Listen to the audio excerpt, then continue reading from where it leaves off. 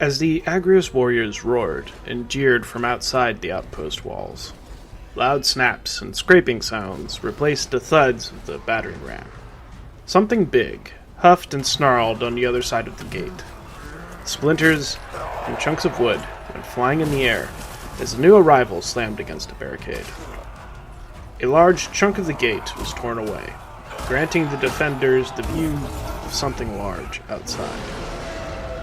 The eye glimmered menacingly in the moonlight. The beast looked from one person to another. Suddenly, a series of quick and heavy footsteps sped to the gate and caused the structure to explode open from a powerful impact. Aragash armed himself and stood his ground. The elves and men around him all shifted nervously, unprepared for what was to come.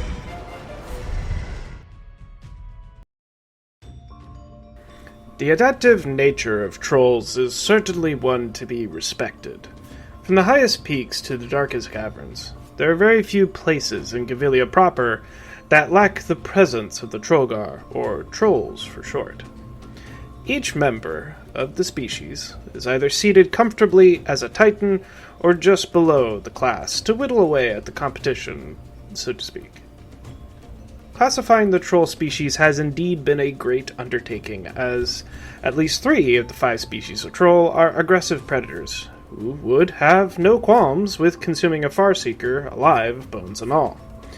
It has taken a few weeks, and 5 separate Farseeker groups to collect a supermyth's worth of valuable information.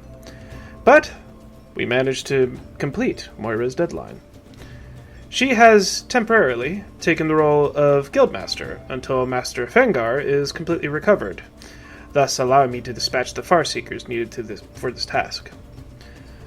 A little addendum here. I just wanted to add that while Master Fengar is indeed recovering from some sort of respiratory disease that happened as we were opening a new passage to the underground, after the Siege of Thunderpeak, we still have to do a few more bits of research, and the Healing Guild is very much busy with recovering for...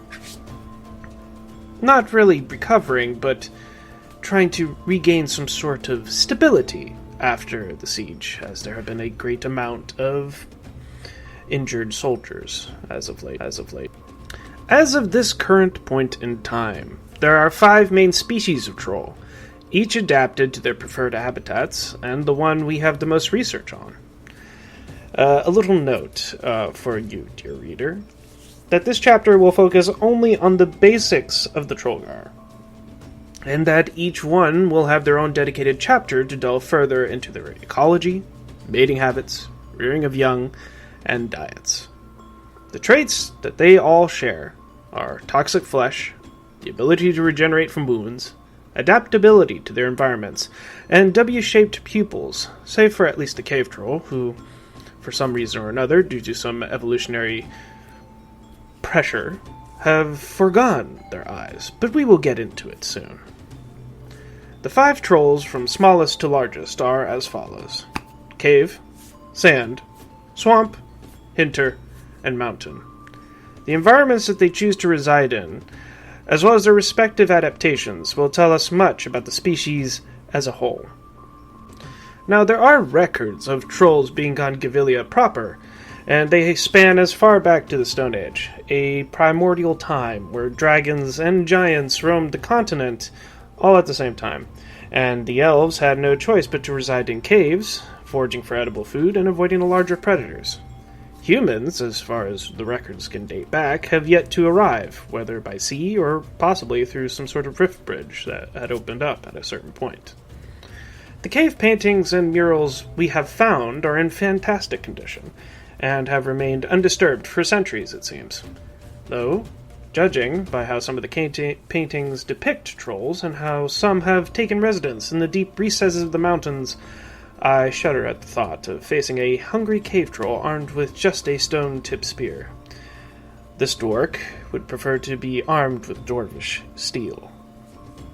From what Raven and her Alfairy kin have disclosed, the cave trolls are regarded by the Deep Elves as nuisance animals that pose some danger, but nothing really to fear if you are prepared for them. something that the overworld elves and men do not share. And hopefully we dwarves will pick up on methods to deter them from attacking our home of Thunderpeak.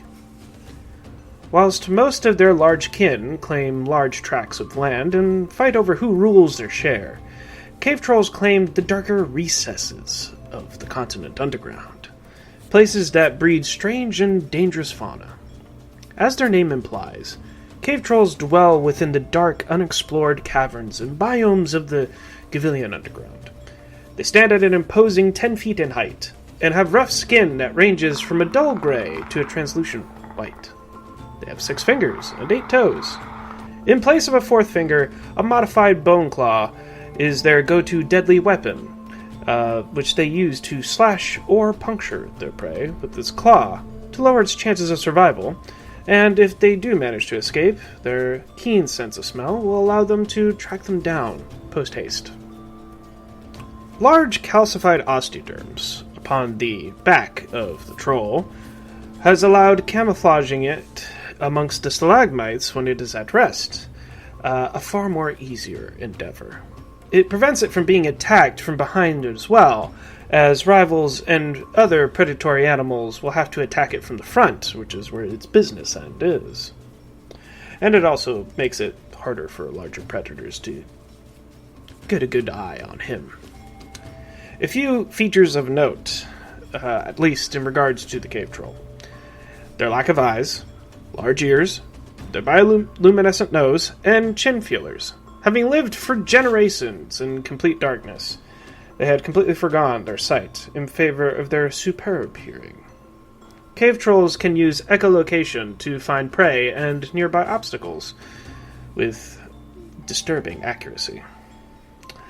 It also allows the troll to navigate and hunt from within the dark depths of the underground.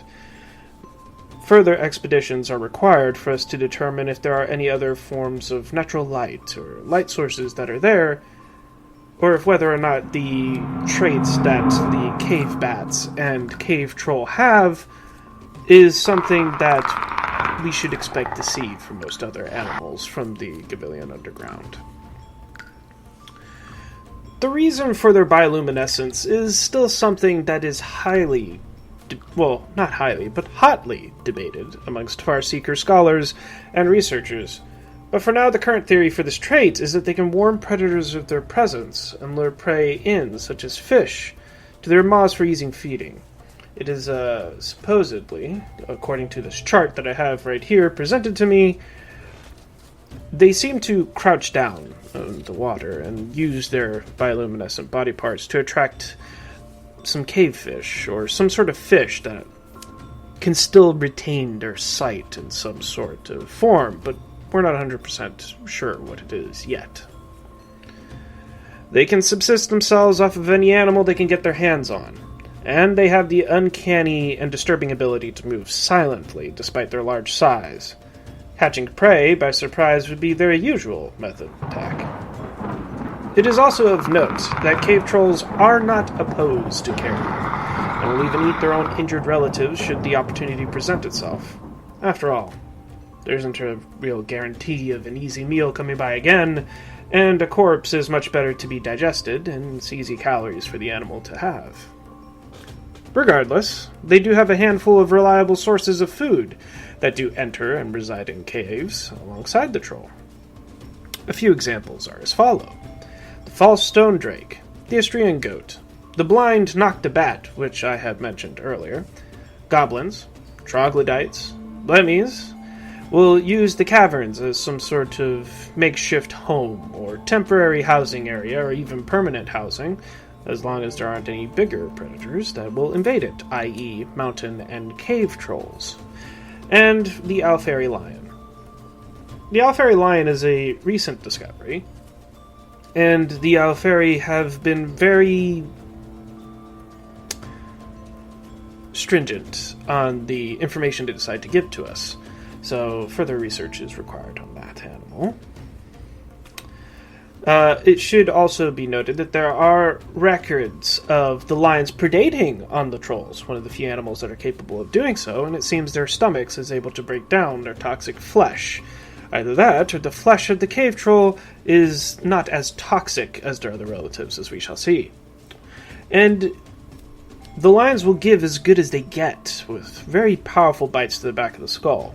The blemmies and goblins will have numbers on their side. A single goblin or blemmies would become a very welcome snack to the cave troll, and imagine an entire group of 10 will feed one for a decent amount of time before he has to go around finding a new meal. It should be noted that whilst this chart is accurate to our current understanding, this is still research and exploration that we require within the underground if we truly wish to determine reliable and consistent food webs and sources for such an apex predator, or if the cave troll is even considered an apex predator at this time. Besides the common residents of the caves, there are a few animals that will shelter within a cave for at least a time. Gavilian bears, massive predators, Thorthar sloths, who are herbivores, who probably could dig their own caves, but a cave that's already open is much more welcome. A grootslang, which will make a cave their den and will bring their food in to cache for later consumption. They will also become either dangers or prey to the cave troll should their paths ever meet, though we have yet to see proper fights between them to determine how successful the cave troll is compared to his rivals. Mountain drakes will occasionally nest in a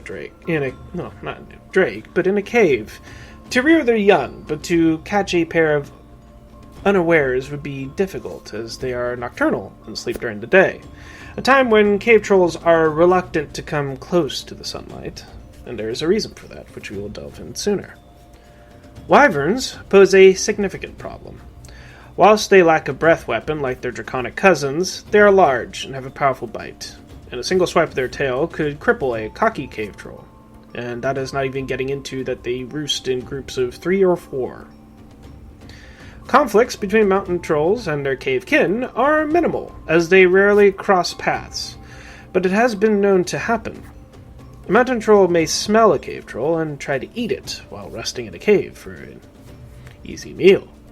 And their bellowing roars could very well stun the cave troll, who has very heightened senses of hearing. Cave trolls have been recorded exiting their cavernous homes, and will leave to hunt for more exotic prey, and even raid villages for livestock, and even the unfortunate person who crosses their path. These raids are usually done at night, as going out during the day is not an option. Having adapted to the sacred darkness of the underground, their skin is sensitive to sunlight, and would blister, crack, and burn in direct contact with the sun's rays. This burned appearance gives the troll a rocky outer dermis at times, and has given rise to legends of cave trolls turning to stone during the day, which is why they hide in their caves, whether by some sort of curse or some sort of divine punishment. One final thing to note is that there may be relation between the cave troll and the troglodytes they prey upon.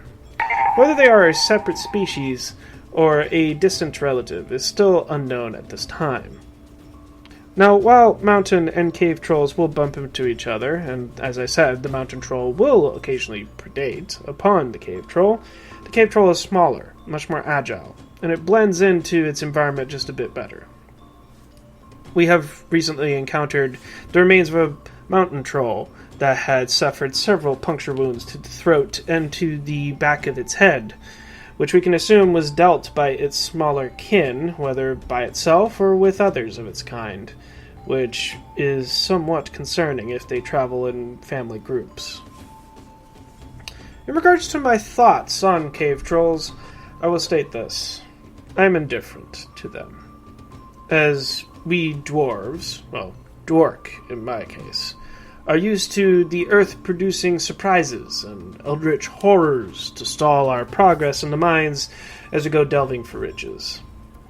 It's just another beast to repel during our explorations in the underground, and I'm sure the Far Seekers will find some way to exploit and repel the beasts with their sense of hearing and blindness. traveling to the arid desert of Distraga. Distraga? What was that, Moira? Ah, Vistraga. Pardon me. I'm still learning some of these new lands in this world. Where the sun is ever present, there lies a species that has only recently arrived and thrived in this environment, as we have found evidence that they were beachcombers at some point in time.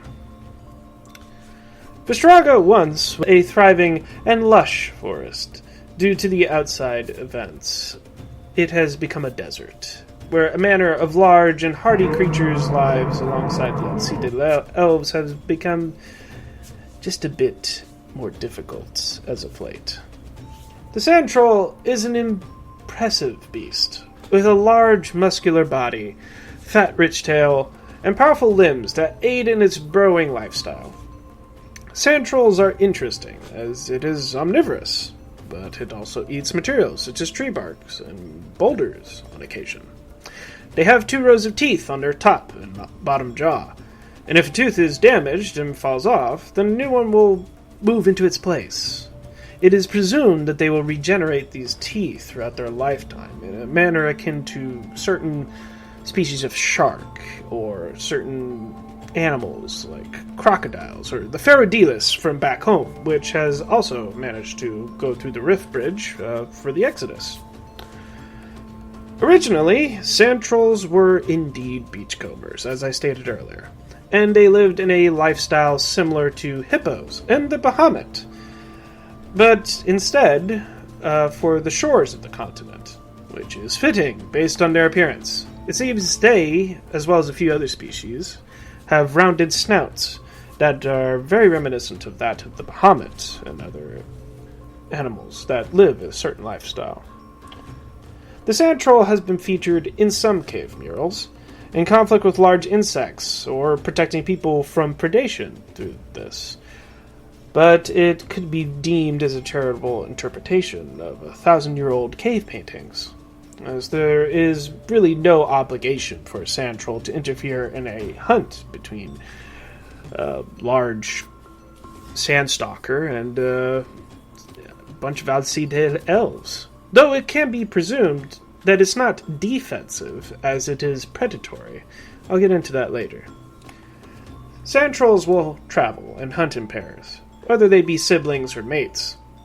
To see a lone sand troll is extremely rare, as it could be a case of a juvenile that has left its parents, or a sand troll that lost its mate. And it will not last long by itself, due to the number of environmental and predatory factors that will interfere in this. The sand troll has the most diverse diet of the trollgar species that we have recorded.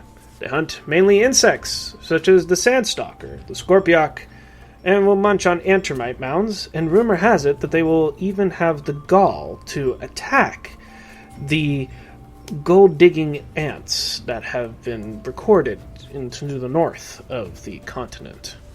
They're known ovivores, and they will never pass up a chance to steal an egg or 3 from an Achaitops or Hachigornis nest. As well as those items, cacti, tree bark, and roots provide the necessary hydration for a sand troll in the desert, as well as drinking from watering holes or simply opening their maws during a thunderstorm to collect as much rainwater as possible. As a little aside, Moira reported to me that one of the Farseekers under our employ had encountered a mummified specimen of a sand troll that had his maw open, still filled with water, which is interesting. Unfortunately, it had been struck by lightning, and it was presumed he died instantly from the shock, and the desert did its job and mummified him accordingly. Now, whether or not the water that was still in his maw is from his death, or simply a case of the water collected there, is a bit up for debate between Master Fengar, Moira, and myself. Now, sand trolls will engage in carnivory, as they have no qualms in eating a Sortuga or a Hachigornis to supplement their diet. After all, they need to get some vitamins somewhere. Wooden carts and the food they carry is usually the cause of a sand troll attack on a caravan, as they are after the wood and the free meal, and not the people that are pulling it. They do have a few contemporaries that they cross paths with on their journeys through the Vistraga. The Tyrannus may not take too kindly to their cactus patches being eaten by a troll, and the two species will battle for territory with horn and claw, though they usually steer clear from one another. A sand troll will scavenge from a corpse of a Tyrannus if necessary, as it is free calories and calcium. Tatzelworms are the bitter enemy of the sand trolls, as the two will regularly encounter one another whilst burrowing, and the two will hunt one another for either food or security for their young. Tatzelworms are the main reason why lone trolls are really rare. Being proficient invertebrate hunters, sand trolls will occasionally travel to the coasts to dig up and eat the jeweled crab and coral crabs.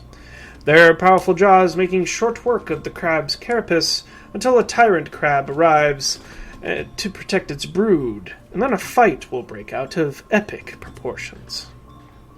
It should be noted that if a sand troll is raised from a young age, that they can become loyal companions to their owners, so long as they are rewarded for their efforts and are fed delicious and nutritious eggs.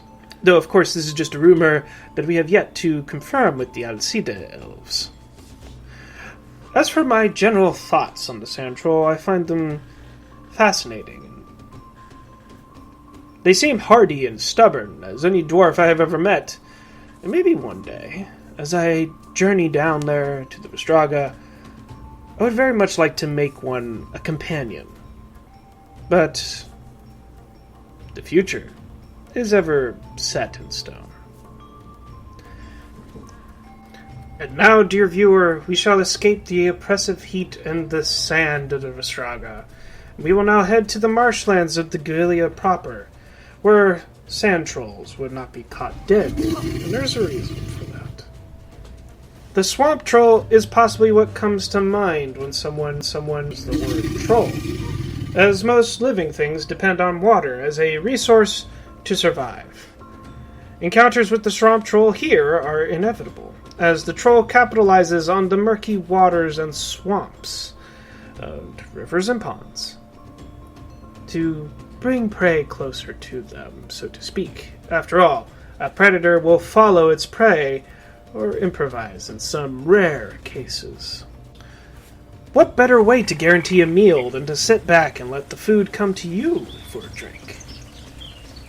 With long upper limbs that aid in swimming and gripping onto the bottom of lakes, swamp trolls have evolved a prehensile trunk that they can use to keep their nostrils above the water for breathing.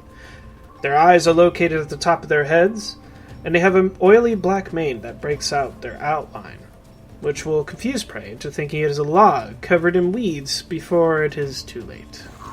Swamp trolls are completely carnivorous, and adults will claim large swaths of marshland for their own to capitalize on food. Despite their quick healing ability, swamp trolls prefer to ambush their prey and drown them under the surface, even evolving a specialized tongue that can catch, grapple, and pull small prey to its maw unawares and drag them into the depths before anybody can notice. Interestingly, swamp trolls are intelligent, in that they can learn behavioral patterns and even orders from Agrias, who decide to capture them as beasts of war. They will overfeed them, armor them, and train them to be siege breakers, where a few enemies could take one down whilst handling a raiding party. We actually have a recent record of this happening, as Prince Ragnir and Prince Thoridra of Amadnil, Aragash Earthborn, Silva Aldeval of the Elvari Elves, and Marcos Aguada of the Humans recently had to take one down, and it took all of them working together to bring the troll down, and it wasn't even a completely fully grown male. Although, from what I have heard from the prince and princess, it was not a pleasant affair, and they said that it took a few baths just to get the smell and stench of their blood off of their effects. Despite not being the strongest species of troll, swamp trolls are actually pretty versatile, as they have an unmatched sense of smell and can regenerate from even life-threatening wounds. If the brain is not damaged, or the body lacks blood, a swamp troll can shrug off even the most grievous of wounds within minutes. This is not helped by their rubbery skin, as most weapons would find less purchase with the flexible skin and muscle. Swamp trolls do eat most creatures, even large ones if given the chance, but their diet mainly consists of, most recently, the Taurian Catoplebus, which is a newcomer to these lands, the serpentine basilisk, or at least young individuals of that animal species, Dubar otters, false waters, Nixie gibbons, which is one of the few semi-aquatic apes, the Simurgh, which is a powerful herbivore with sharp claws, the Bahamut, and the very imposing Ferrodilus, which is a beast from our own world that seems to have carried over recently from the... well, the Sundering is a name that we are still working on, but they carried over. It seems to Magus' magic worked, and several of our own animals have merged into Gavilia and possibly other continents. Whether for good or ill, they're here to stay. The Ferrodilus has the largest crocodilian that we have on record, and has one of the strongest bites on the continent so far, and they have very dense scales. Swamp trolls will occasionally try to eat a blue ogre, but the ogre has a trick up his proverbial sleeve. For they have access to magic, paired with their brute strength and intellect. It'll prove a very difficult fight for the troll to do. Thus, it most likely will prey on young individuals. Swamp trolls will prey on newcomers that pass through the marshes for greener pastures, preying on the foolish, sickly, and the young to sustain his or hers very large diet. The belligerent Bahamut would surely give the troll a very hard fight. A herd of Taurian bison would be a very intimidating task due to their horns. A lone Kalidoro or two would become a welcome meal should they wander through. As for the massive Indrik, they tend to leave them be if they had any sense within their less evolved brains. Swamp trolls have been recorded having an intense predator-prey rivalry with the basilisk and ogres since time immemorial, and we have the cave paintings to prove it. Interestingly enough, swamp trolls are known to cache feed, and they'll store meals for later consumption within underwater burrows, something that some smaller animals and predators will use to their advantage if a swamp troll were to leave its home for a fair amount of time. Not much is known about their reproduction and mating habits, but there is a belief that they may behave akin to reptiles and amphibians. Now, the manner of eggs that they lay is still debated, and we have yet to find any young swamp trolls, but one day we may find one yet.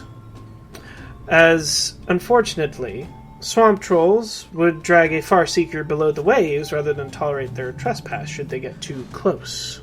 As for my general thoughts on swamp trolls, I must be candid. I detest them. They are big, they reside in deep, filthy water, they smell, and they could eat a dwarf in one bite. Gods know what would happen to a dwarf such as myself. If a single orc, a full-blooded orc such as Edergash Earthborn, couldn't take one down by himself and had to require the assistance of others to do it, a half-breed such as myself would not fare any better than him, especially alone. Quite possibly, they are my least favorite of the trolls, and they are another reason for why dwarves should avoid water that goes higher than one's neck. The more passive, and quite frankly elusive species of troll reside in the forest and jungles of Gavilia proper.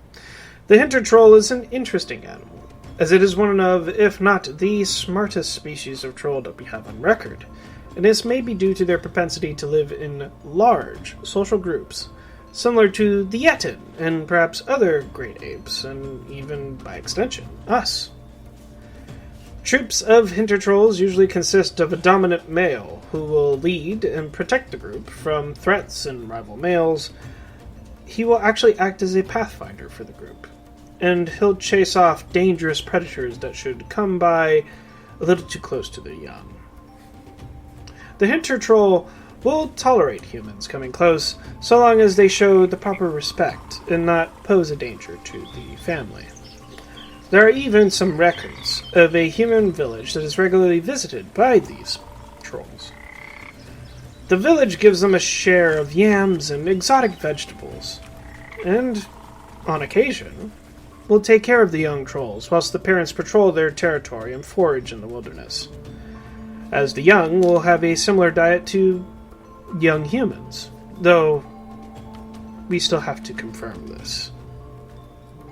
What the villagers get for this transaction is protection from large predators and pests, as the scent of hintertroll fur will deter most predators from entering their territory unanswered, lest they draw the ire of a very angry male. Younger males are seen to be groomed by their fathers to be the next leader for the troop, the elderly male teaching his child the ways of pathfinding. And this is actually an example of a paternal bond that is rarely ever seen in most animals on Gavilian. Elderly trolls are taken care of by the group, even providing backup protection for the troop, whilst the dominant male will handle matters on his own. And should a member die due to some unfortunate circumstances or just old age, they will hold a vigil for a few days before taking the body to an open field. It seems the hintertrolls have a form of mourning and understanding for the world, as they will stay there for at least a few days, if not a week, before they move on to greener pastures, so to speak. This is also possibly born out of self-preservation to keep the decaying body away from where the troop call home, but we still cannot confirm this.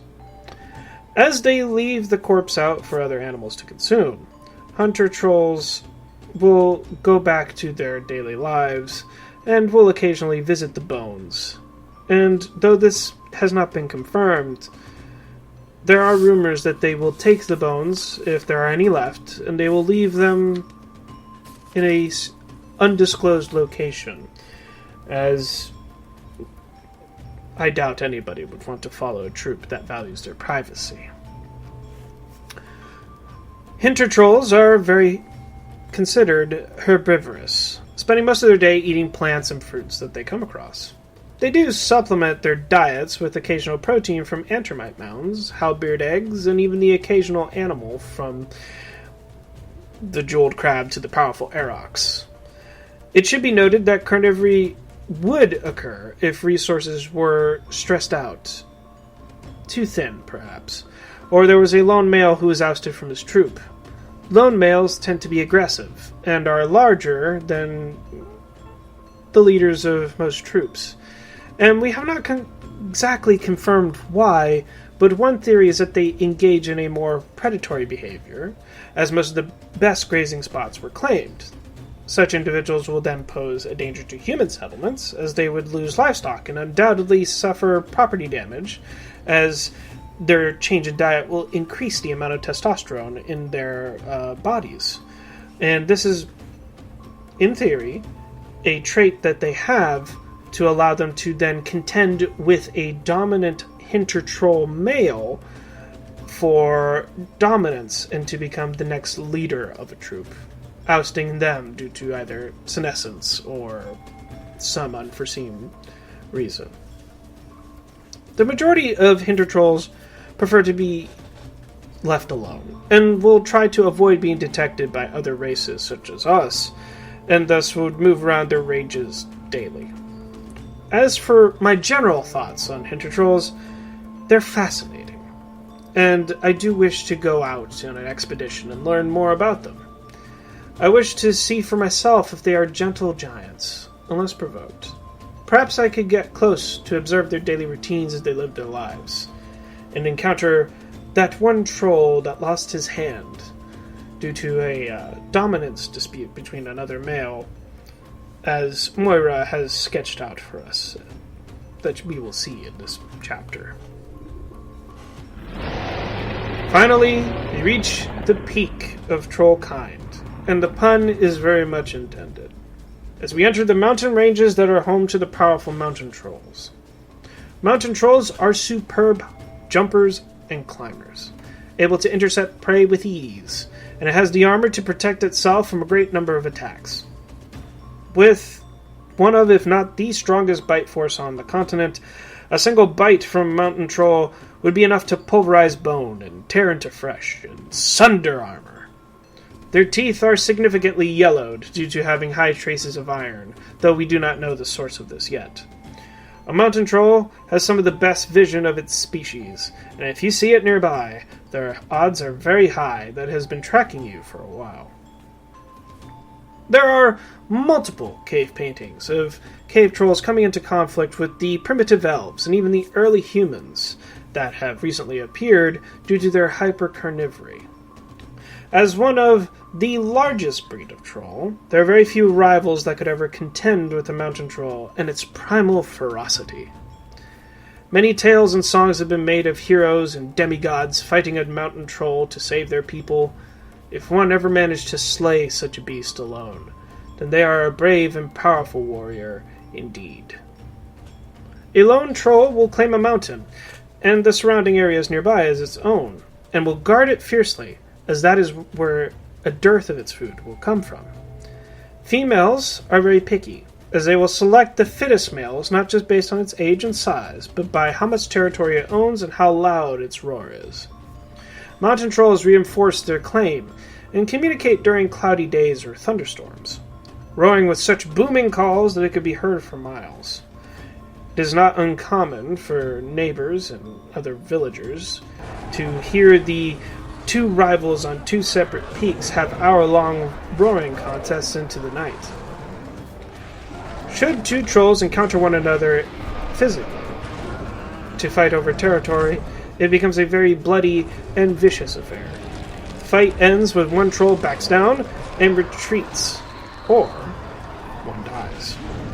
This leads to mountain trolls having a high adult mortality rate, though, interestingly enough, they make for great parents to their young, even tolerating their adult offspring and their rages for a time before chasing them off. Females are more likely to do this, as they appreciate a visit from either their favorite mate or their offspring. It's a sort of manner for them to keep track of how everyone is doing before they say, "Begone, this is my realm." As a result of their lifestyle, mountain trolls are durable and are usually littered with scars from rivals and their prey. There are few things that mountain trolls will not eat. As hypercarnivores, they will eat anything that could fit into their maws. And if that doesn't work, they'll smash it to bits. Even a Gavilian bear, which is a powerful and aggressive animal that will try to predate on most smaller animals, will steer clear of a roaming troll and its territory.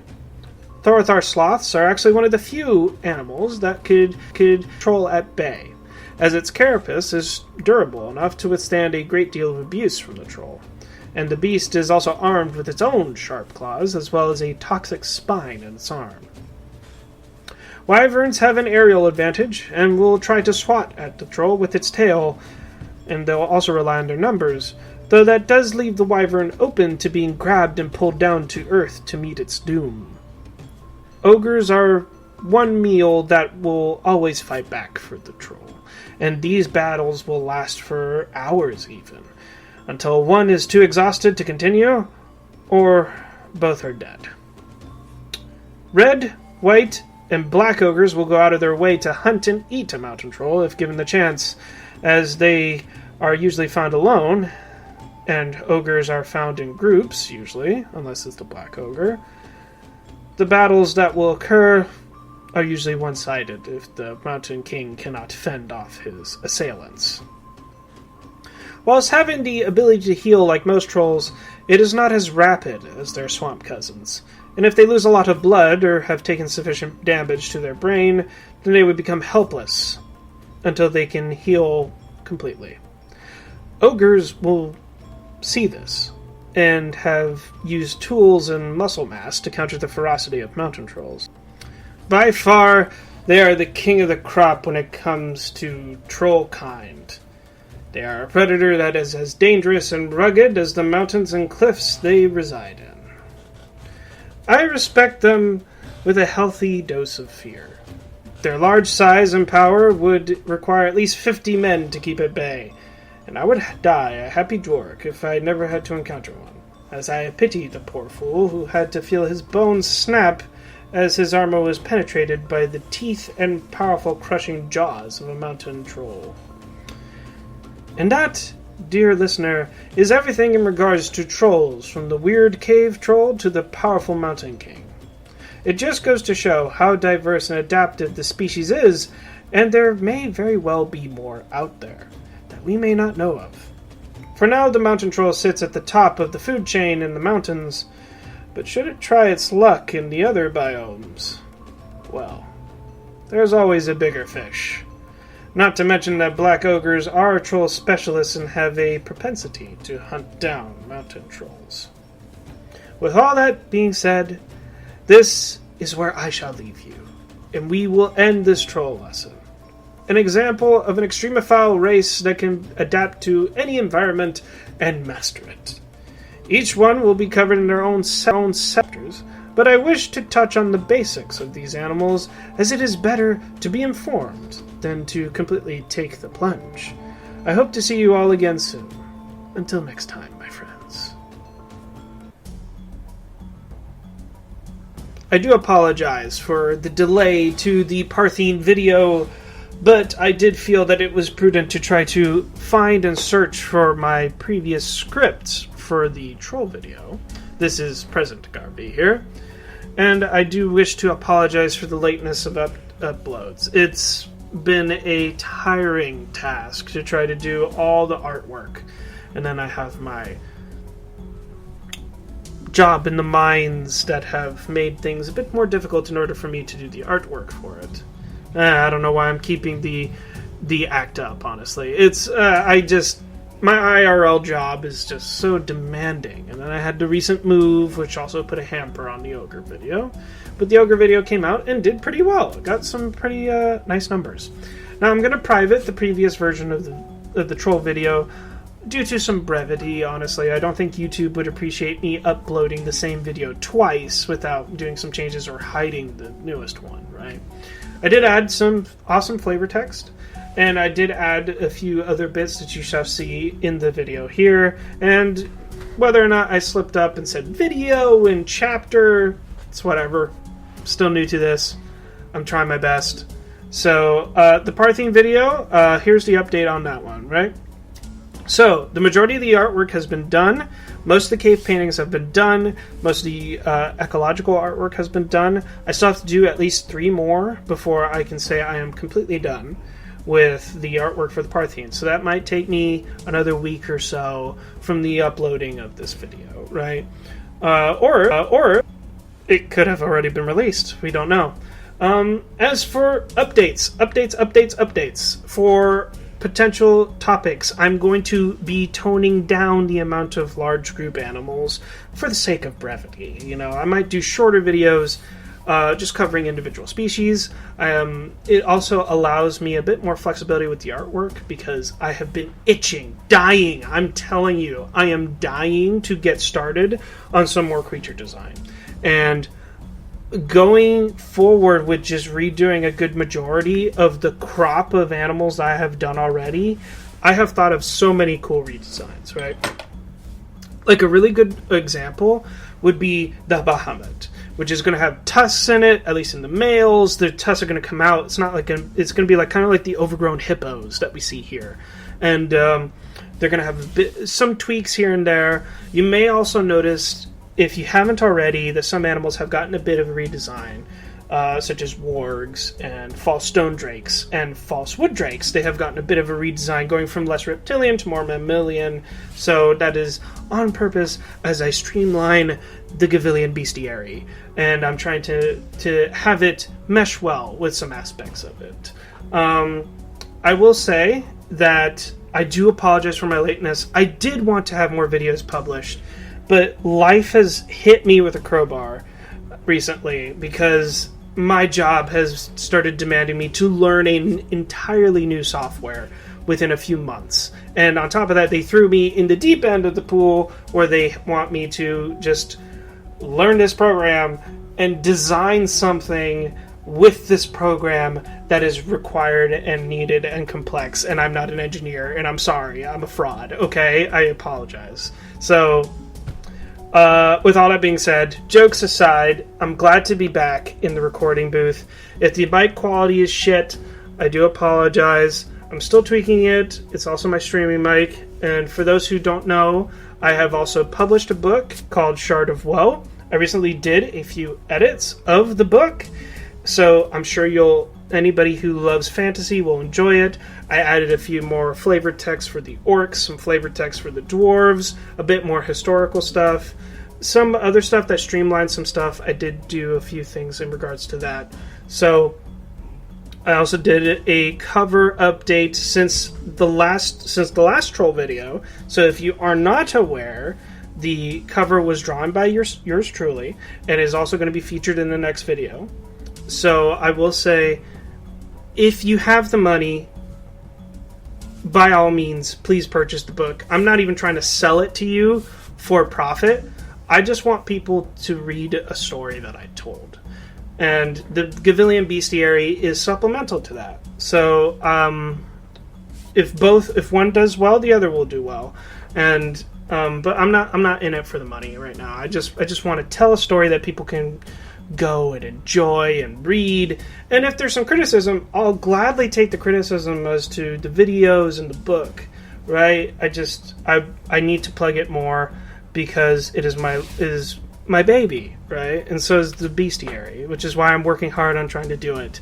So hopefully, starting now, next year will be the year of World of Atheum, and next year will be the year of the bestiary. So I hope to do way more videos in that, which is why I want to do much more shorter videos that aren't covering entire families. I might do those. I might even do some lore stuff in regards to some of the races, such as the dwarves, the orcs, a few blurbs here and there. Just cover the races so that I can flesh out this whole world for you. It's already fleshed out. I can just explain it to you in a manner that you'll like.